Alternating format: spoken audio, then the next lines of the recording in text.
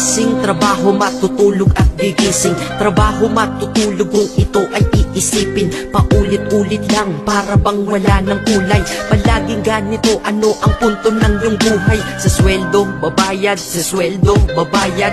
Kakasweldo lang pero ubos ang pera kagad. Ito ba talaga ang binigay na kapalaran? Hindi ka mabubuhay kung hindi mo babayaran. Mahirap pala to, sana maaga kong nalaman. Para kang malayang preso pag di ka anak mayaman. Dahil aking napuna kapag bumiyahe sa umaga. Mga tao sa paligid ko hindi rin maligaya. Tayo ay mga alipin sa moderno na lipunan. Magandang kinabukasan, kailangang pag-ipunan. Pero pagkatapos nun, ano ba ang kasunod? Ika'y magkakasakit, mamamatay ka ng pagod. Di ba napakalupit? Ganito ba talaga? Habang nabubuhay ka, pera ang mahalaga. Kaya magtrabaho ka, magbanat ka ng buto.